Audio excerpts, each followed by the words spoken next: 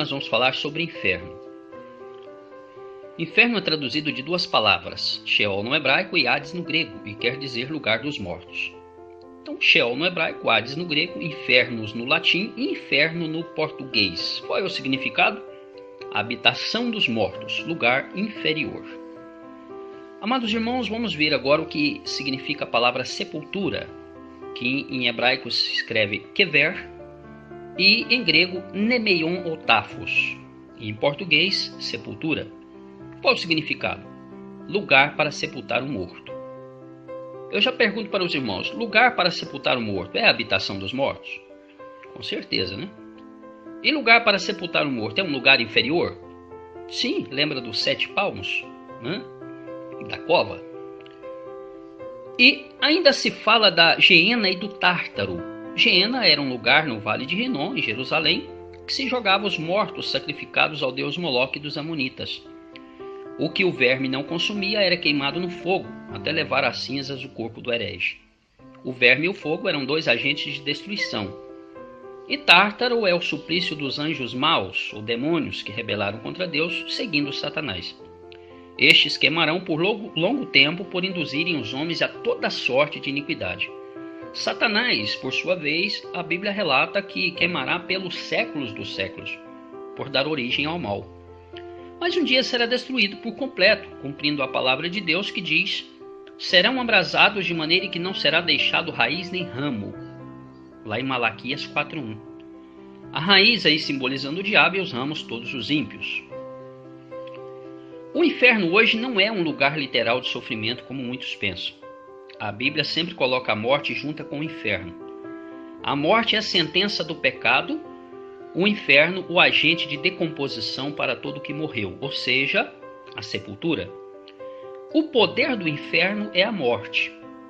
A morte, amados irmãos, veio pelo pecado, e a partir da morte surgiu o poder do inferno. Muitos pensam no inferno desta forma hoje para dar fundamento à doutrina herética da imortalidade da alma. Imaginam a alma em gozo ou sofrimento antes mesmo do julgamento de Deus. Não teria razão de julgamento se já estão em gozo ou sofrimento. Se alguém estivesse gozando ou sofrendo após a morte, poderia perguntar no juízo final o porquê do mesmo, se já estavam passando por uma condição de salvo ou condenado, não é verdade? O inferno nos fins dos tempos pode se comparar com o próprio lago de fogo, pois este será o último agente de destruição, trazendo a segunda morte e decompondo ou desfazendo de tudo que for lançado nele. Pode ser então considerado como lugar literal de sofrimento. Aí sim nós vamos falar no lugar literal de sofrimento, que também é o inferno, nos últimos dias. Mas por um período de tempo. Tempo este que cobrarão dos ímpios através do fogo todas as suas más obras. Em Apocalipse tem um trocadilho muito interessante. O inferno destruindo e trazendo a morte, e após a morte, o inferno consumindo o corpo para todo sempre. A exemplo disso, podemos mencionar uma pessoa passando por terríveis dores ou dificuldades extremas. Ela diz estar vivendo no inferno, ou vivendo um inferno de sofrimento. E isso tem sentido. Amados irmãos, eu disse aqui, comparei inferno, Sheol ou Hades, infernos no latim, inferno no português, com sepultura, que é kever, no hebraico, nemeion ou tafos, ou sepultura no português. Vamos fazer aqui algumas leituras na palavra de Deus. Vamos ver aqui o que está escrito em Deuteronômio 32, 22. 32, 22 de Deuteronômio. Os irmãos, se tiverem a Bíblia, podem abrir comigo. Está escrito assim: porque um fogo se acendeu no meu furor e arderá até o mais profundo do inferno. Isso quer dizer que o inferno é um lugar profundo, estão nas profundezas da terra. Vamos ler mais. Vamos ler também em Provérbios 9, vamos ver aqui onde é que está escrito, 9:18 de Provérbios. Está escrito assim: eles, porém, não sabem que ali estão os mortos, que os seus convidados estão nas profundezas do inferno. Então, o inferno é um lugar profundo. Provérbios ainda 15:24. Está escrito: para o sábio há o caminho da vida que o leva para cima, a fim de evitar o inferno embaixo. Então, o inferno está embaixo. É um lugar profundo, né? Continuando a leitura, vamos ver aí Isaías 14:15. Está escrito assim: contudo serás precipitado para o reino dos mortos, no mais profundo do abismo. Então o reino dos mortos hoje também é inferno, porque está no mais profundo do abismo. E de forma correta eu comparei aí, os irmãos viram o inferno com sepultura. Vamos continuar lendo agora lá em 2 de Pedro 2:24. 2 de Pedro 2:24.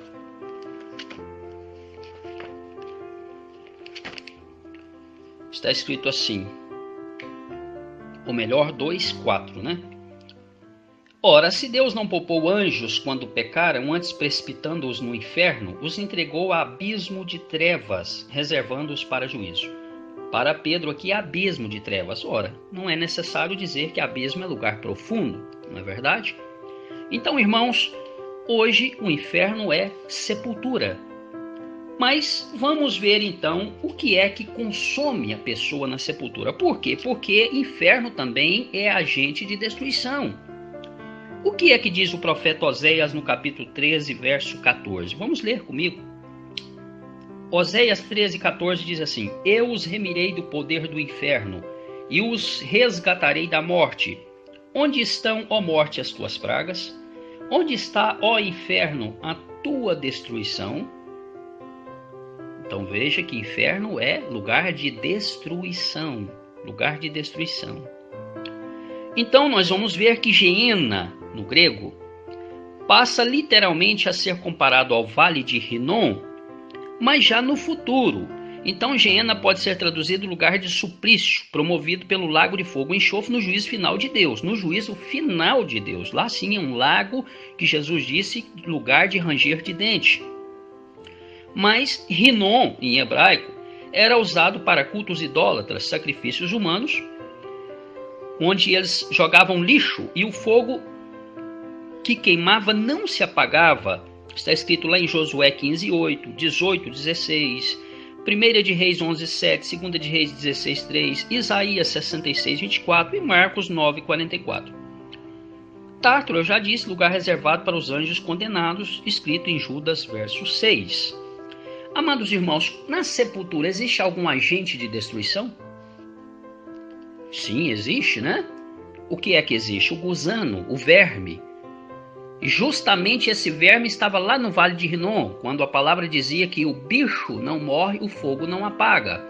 Agora, comparar bicho com gente, irmãos, é um absurdo, né? Porque nós somos criados à imagem e semelhança de Deus, nós não somos bicho. Comparar isso aí, que o bicho que não morre somos nós e o fogo que não apaga é um fogo inextinguível, isso aí é um absurdo, né? Então o bicho que não morre é o verme. Tudo que era lançado no Vale de Rinom, o verme comia. Aquilo que o verme não conseguia comer, que era a ossada dos que eram sacrificados ali naquele lugar, o fogo, onde se jogava o lixo, jamais se apagava e queimava todos os restos daqueles mortos que estavam naquele lugar. Então hoje é sepultura porque existe hoje um agente destrutivo chamado bicho, que é o gusano, é o verme, que decompõe a carne do ser humano na sepultura. Isso é muito claro. Agora nós vamos falar também, né, continuar o nosso estudo aqui sobre o inferno, para nós entendermos então o que é o pensamento hoje de muitas pessoas e que realmente será, mas no futuro. Então, assim como o inferno é agente de destruição do corpo quando este é sepultado, na segunda morte estará também ativo, consumindo o corpo com fogo. Olha aqui os dois elementos destrutivos do Vale de Rinom, o verme e o fogo. Lembrando que na segunda morte, tanto a morte, no caso, como o inferno, deixarão de existir após a destruição dos ímpios. Em Apocalipse 21:4 diz assim: e não haverá mais morte. E se não haverá mais morte, haverá mais inferno? Não, porque o inferno é justamente a destruição daquilo que morreu. Então não tem mais sentido ter inferno, porque o poder do inferno é a morte. Se não existe morte, não existe inferno. Por isso que a Bíblia sempre coloca juntos morte e inferno, andam juntas. Podemos também entender a passagem de Apocalipse 20:14, que diz: Então a morte e o inferno foram lançados para dentro do lago de fogo. Esta é a segunda morte, o lago de fogo. Para entendermos este verso, temos que compreender o lago de fogo que arde com enxofre, como o fim, irmãos, de todas as coisas, tanto da morte como do inferno. Isto quer dizer que após a morte no lago, serão consumidos tanto o anticristo como o falso profeta, o dragão, os ímpios, a morte e o inferno, e nunca mais existirão. Cumpre-se então todo o propósito de Deus para com toda a iniquidade, e os salvou para todo sempre, e os salvos, no caso, para todo sempre, estarão com Cristo, nosso Salvador. Lembra da luta do grande arcanjo de Deus, Miguel, em defesa do corpo de Moisés? É um grande exemplo para entendermos o poder do inferno como oriundo de Satanás, o arqui-inimigo de Deus. Satanás queria, através da sepultura, demonstrar o seu poder como aquele que aprisiona a alma através da morte. Mas a vontade soberana de Deus era o quê? Era a transladação do corpo do seu herói Moisés. Deus queria, com a representação no Monte da Transfiguração, apresentar Moisés como aqueles que irão dormir em Cristo e serão ressuscitados no arrebatamento da igreja. Mateus 10:28 diz: Não temais os que matam o corpo e não podem matar a alma. Temei antes aquele que pode fazer perecer no inferno tanto a alma como o corpo. É importante observar que o Senhor estava dizendo aos discípulos: estes iriam sofrer perseguições de morte, mas a sua alma estava com Cristo em Deus, porque um dia haveriam de serem ressuscitados. Mas os ímpios que estão alimentando a sua alma com o pecado, a própria morte física já condena a sua alma automaticamente. Por quê? Porque vão ser levantados para serem condenados segunda vez. A palavra perecer mostra claramente a atuação do inferno sobre a vida. Não sofrerá a alma eternamente, mas perecerá tanto a alma como o corpo. Perecer é deixar de existir, ter fim, acabar, findar, ser destruído. Como explicar a imortalidade da alma se ela perece? É uma contradição no conceito dos imortalistas. As cidades de Sodoma e Gomorra foram colocadas como exemplo do fogo eterno. E o fogo dessas cidades não estão mais queimando, mas a ruína foi completa e devastadora. Mateus 5:22 diz que se alguém chamar o seu irmão de tolo, estará sujeito a um inferno de fogo. Mas que inferno de fogo então é isso aqui, irmãos? Que eu disse que inferno é sepultura hoje. Esse inferno de fogo é o juízo final de Deus. Eu estou falando aqui, claro, que esse aqui agora é a Geena, lugar de suplício, já no futuro. Hoje não. Se os mortos estão inconscientes, o que seria um inferno hoje? Como agente de destruição para o corpo que morreu? A sepultura. Um dos elementos que estava no Vale de Rinom, o bicho que não morre e o fogo que não apaga. O fogo vai cumprir no lago de suplício, que é o lago de fogo e enxofre. Isso é muito claro, né? E aqui diz assim que a condenação final, né, que é o lugar de decomposição com fogo, em que o agente de destruição será o lago de fogo que arde com enxofre. Então é só entender que inferno também é agente de destruição. Hoje está ativo através do gusano, do bicho, do verme na sepultura, porque os mortos estão inconscientes. E no futuro, sim, o lugar de fogo e enxofre, né, que é o Geena, o Gehinnom, no futuro. Mateus 5, 29 e 30 diz assim: é melhor lançar o teu olho direito que te faz tropeçar do que lançar todo o teu corpo no inferno. Melhor cortar a tua mão direita que te faz tropeçar do que todo o teu corpo ir para o inferno. Ora, irmãos, nós somos membros de Cristo e não membros de uma meretriz. Se o que está em nós escandaliza o Senhor e sua obra, é melhor perdermos do que morrer condenado na instância do pecado. O inferno significa aqui a condenação, o esquecimento pela morte eterna, ou seja, a segunda morte. Eu disse sobre o profeta Oséias. O profeta Oséias ele reforça a ideia do inferno como um agente de destruição. No capítulo 13 e 14 do seu livro está escrito: Eu os remirei do poder do inferno e os resgatarei da morte. Onde estão, ó morte, as tuas pragas? Onde está, ó inferno, a tua destruição? É certo que o poder do inferno é a causa da morte. Quando cancela-se a morte, deixa de existir o inferno. não tendo o que destruir ou o que consumir, não é? Quando toda a condenação de Deus se manifestar no seu juízo, já não haverá mais morte nem inferno, pois ambos serão lançados no lago de fogo e enxofre, que é a segunda morte. Ora, se inferno é lugar de suplício, lugar de fogo, se fosse hoje um lugar de sofrimento, como entender um lugar de sofrimento hoje sendo lançado no lugar de sofrimento que é o lago de fogo e enxofre? Não tem sentido, né? Não dá para se compreender isso. Então, o inferno que vai ser lançado no lago de fogo e enxofre, que é sim o inferno como agente, o último agente de destruição de Deus para todas as coisas nos finais dos tempos, nada mais hoje do que a sepultura. Ou seja, não haverá mais morte nem aquilo o que destruir, porque tudo vai ser consumido no lago de fogo e enxofre. Como o inferno é um agente destrutivo, então equivale também ao lago de fogo, né? Quando olhamos para este mencionado lago em sua forma destrutiva e que consome tudo como agente final de destruição, de outra forma, se pensarmos o contrário, como entenderíamos um lugar literal de sofrimento sendo lançado em outro? É uma contradição, não é mesmo? Quando toda a condenação de Deus se manifestar no seu juízo, já não haverá mais morte nem inferno, pois ambos serão lançados no lago de fogo e enxofre, que é a segunda morte. Este é o agente de destruição de Deus, que será o aniquilamento final tanto para a morte como para o inferno. Assim como diz Apocalipse, capítulo 20, verso 14. Então a morte e o inferno foram lançados para dentro do lago de fogo. Esta é a segunda morte, o lago de fogo. E nós vamos ver que lá não haverá mais morte, não haverá mais pranto, O Senhor enxugará as lágrimas dos olhos, porque ali quem foi sentenciado e condenado vai ser exterminado naquele lugar. Se a Bíblia menciona o lago de fogo como inferno, tem sentido ele consumir todos os que sofrerem o dano da segunda morte, pois o inferno sempre anda lado a lado com a morte. Em Apocalipse, o lago de fogo, que arde com enxofre, será tanto a morte como o inferno, até consumir todos os condenados que não acham escritos no livro do Cordeiro. Assim deixará de existir tanto a morte como o inferno, que é a sua sentença. Em Apocalipse 21:4, está escrito assim: E lhes enxugará dos olhos toda lágrima, e a morte já não mais existirá, já não haverá luto, nem pranto, nem dor, porque as primeiras coisas passaram.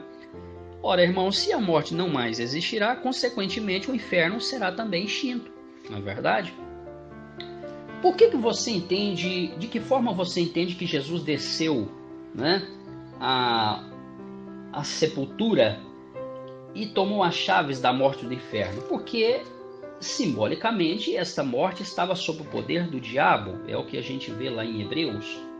Nós podemos ver em Hebreus aqui 2:14, está escrito assim: Visto, pois, que os filhos têm participação comum de carne e sangue, destes também ele, igualmente, participou para que, por sua morte, destruísse aquele que tem o poder da morte, a saber, o diabo.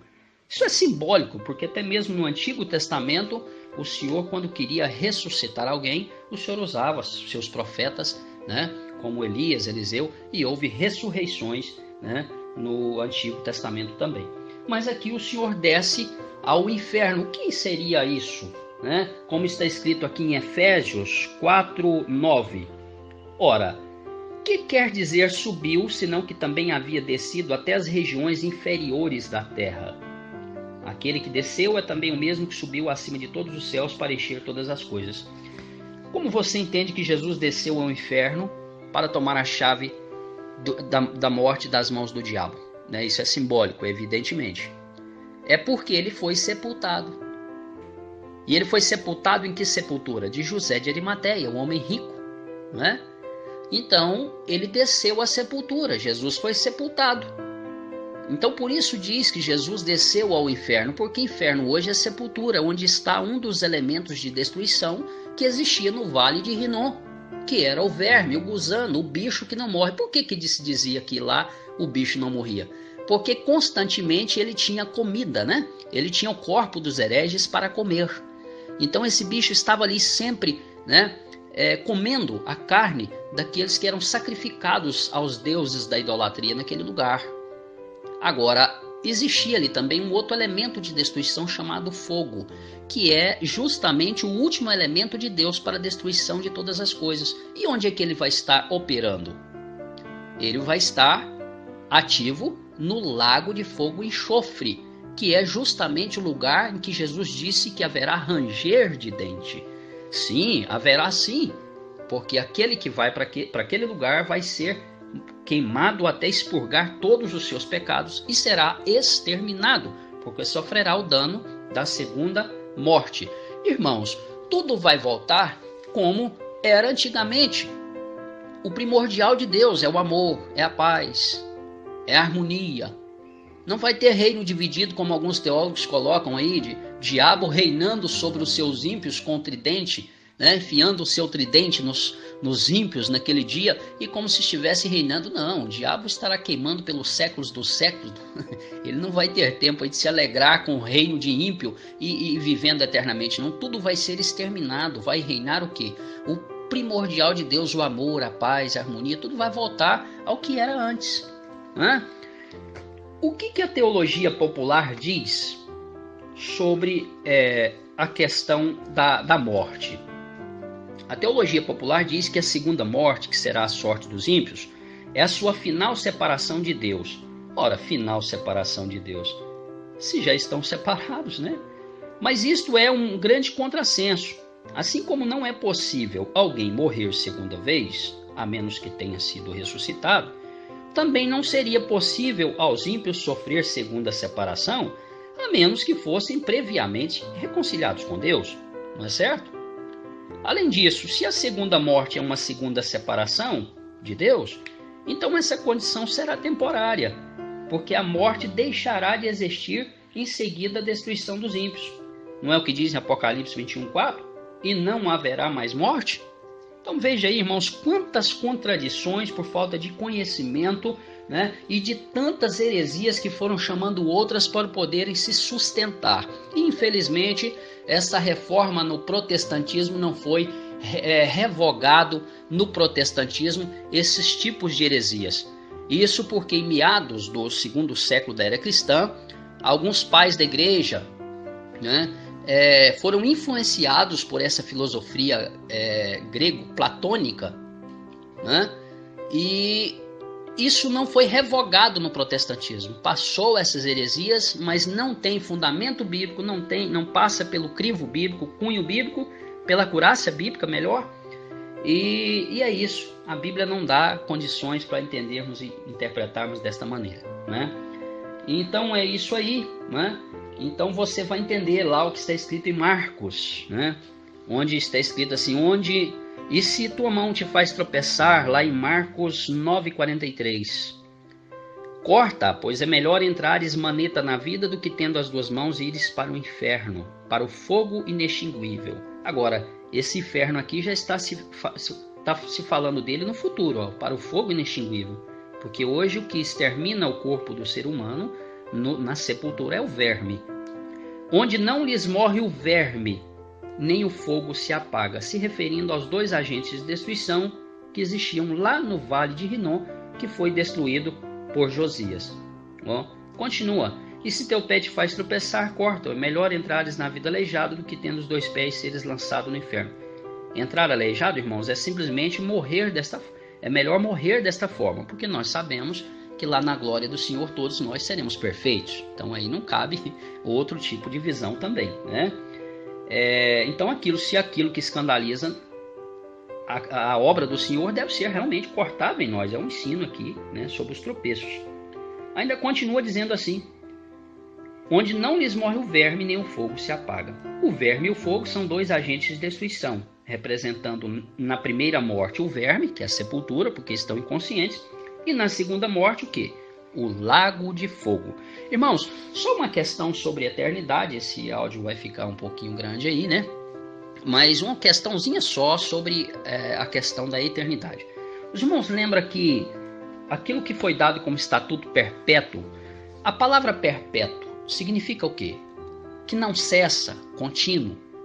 Aquilo ali cumpriu, foi contínuo, foi perpétuo durante uma geração, durante um período. Por exemplo, o que era contínuo, que não era para cessar e acabou. A lâmpada acesa continuamente no tempo, 27 e 21 aí de Êxodo. E em Números 25:13, né, a aliança do sacerdócio perpétuo, né?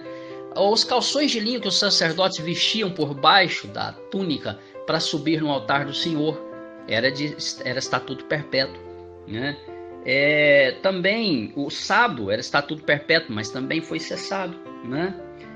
Depois eu quero ministrar também em relação à questão do sábado. E muitas outras coisas. Por exemplo, o próprio sacerdócio levítico. Hoje nós somos sacerdotes segundo quem? Segundo Cristo, que é sacerdote segundo a ordem de Melquisedeque.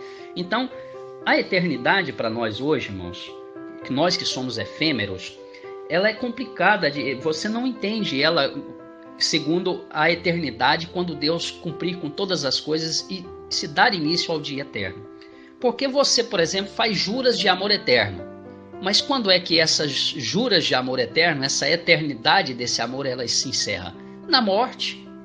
Juras de amor eterno, você morreu, acabou, cessou, né? Tanto que o viúvo casa de novo, ou a viúva casa de novo. Então isso é muito importante lembrar, que eternidade para nós é como a palavra perpétuo, contínuo, que não cessa nunca, mas que cessou, até mesmo no Antigo Testamento, né? A questão do sacerdócio levítico, que era estatuto perpétuo, hoje não é mais. Não, o Senhor Jesus era descendente do quarto filho de Israel, de Jacó, né? que se torna Israel, e ele era da descendência de Judá, que se torna sacerdote, né? E o sumo sacerdote, né? O nosso sumo sacerdote é segundo a ordem de Melquisedeque. Então, muitas coisas sobre eternidade nós podemos comparar hoje com o que é perpétuo, que não cessa, que é contínuo, mas que tem o seu fim quando cumpre com uma geração, né? Então o fogo eterno também é assim. Quando ele cumprir com todas as suas coisas, ele é fogo inextinguível. Por quê? Porque ele vai estar ativo até queimar até o diabo, Satanás, né? A antiga serpente que vai queimar pelos séculos dos séculos. Quando queimar e por fim, não tem mais necessidade, porque a ruína foi completa, cumpriu com todos os planos de Deus. Então é isso aí, né? E esta questão de que o primordial de Deus é que tudo volte como tudo era, né? Amor, paz, perfeição, né? Não vai existir mais pecado, não vai existir mais morte, não vai existir mais inferno, nem pranto, nem dor, e será gozo para os salvos eternamente. Aí nós teremos a compreensão, nós que somos efêmeros hoje, cuja palavra eterno nós não temos condições de interpretar o que seria hoje uma eternidade com Deus. Então nós vamos sim, aí sim entraremos para o dia eterno, viveremos a eternidade como queremos compreender hoje a questão da eternidade.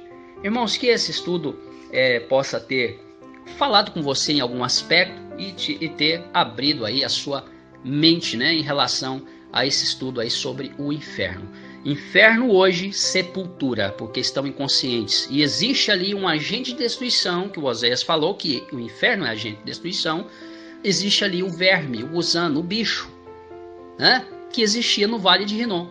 E futuramente, lago de fogo e enxofre, onde existe o fogo. Lugar de ranger de dente, que Jesus disse, né? O lugar onde o rico estará queimando, né? E Lázaro estará no gozo. Então, amados irmãos, é muito fácil de compreender, né? Parece um pouco nebuloso esse estudo, mas se os irmãos prestarem muito atenção, irem nos capítulos, nos versículos, os irmãos vão entender. Porque hoje não existe lugar literal de sofrimento para se dizer que é inferno, porque na morte ninguém tem consciência, né? Então ninguém está sofrendo. O agente de destruição está na sepultura, que também é o inferno, Hades e Sheol, e no futuro Geena, né? Geena ou Gehinnom, que se compara também com o inferno, lugar de destruição, onde o fogo será o último agente de Deus para destruir todas as coisas. Que Deus abençoe ricamente a todos.